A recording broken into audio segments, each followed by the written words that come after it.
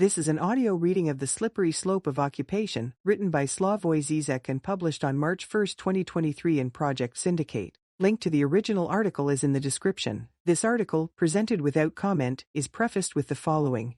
To condemn Russian colonialism properly, one must be consistent and also condemn other examples, not least Israel's subjugation of Palestinians in the occupied territories. This is especially true now that a new right-wing Israeli government is pursuing annexation of the West Bank in all but name. The only thing to celebrate on the first anniversary of Russia's war is the scale and courage of the Ukrainian resistance, which has surprised everyone, including Ukraine's allies and maybe even the Ukrainians themselves. Through self-defense, Ukraine is achieving self-transformation. People's desire for justice at home has not diminished. The Ukrainian journalist Katerina Semchuk observes. If anything, it has got stronger, and rightly so, since most citizens are risking their lives to fight the genocidal threat posed by Russia. People have such a personal stake in Ukraine's future. They are more sensitive than ever about what kind of country we are becoming, and how things should be after the war. Apropos of this new mood, Ukrainian President Volodymyr Zelensky recently fired several top officials who were suspected of graft and other offenses.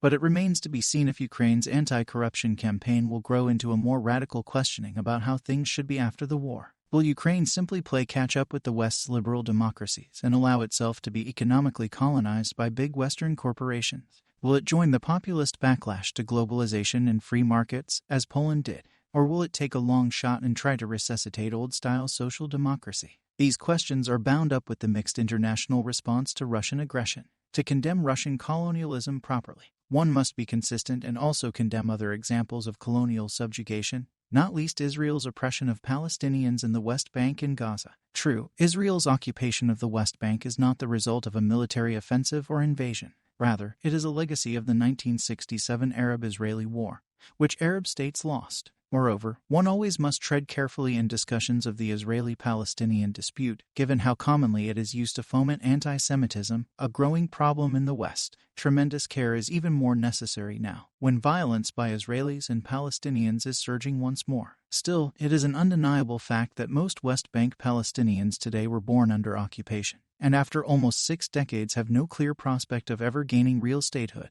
On the contrary, they are forced to watch helplessly as their land is gradually appropriated by Israeli settlers. The Western media is full of praise for Ukraine's heroic resistance, but mute on the issue of West Bank Palestinians who resist a regime that is becoming ever more comparable to South Africa's defunct apartheid system.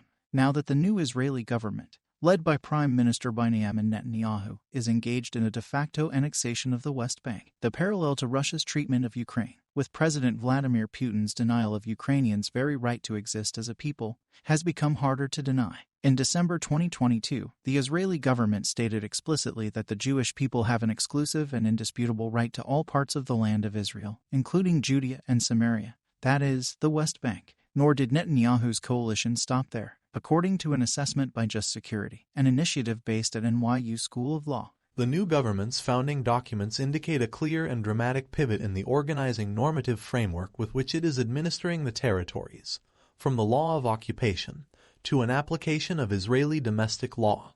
In practice, this amounts to annexation in all but name. Hence, a change to the enemy property law will return property in the West Bank to Israelis who held it prior to 1948. Not surprisingly, this change runs in only one direction. Property in Israel previously held by Palestinians will not be similarly released. In principle, such a change could be a progressive act, since it implies that the enforcement of different legal regimes for Israelis and West Bank Palestinians, a core component of the apartheid charge, can no longer be justified. But we know that Israel's new government is anything but progressive. So, how will the annexation be managed? If the West Bank simply becomes part of Israel, shouldn't the nearly 3 million Palestinians who live there become Israeli citizens who can vote in Israeli elections? Obviously, that outcome would be unacceptable to Netanyahu and his right-wing allies. Yet they have only 2 options for preventing it. They can either expel as many Palestinians as possible from the annexed territories, or they can impose what Just Security describes as an institutionalized regime of systematic oppression and domination by one racial group over another, with the intention of maintaining this regime, otherwise known as apartheid. Over the past couple months, Israel has been shaken by demonstrations against the Netanyahu government's effort to subordinate the judiciary to its will.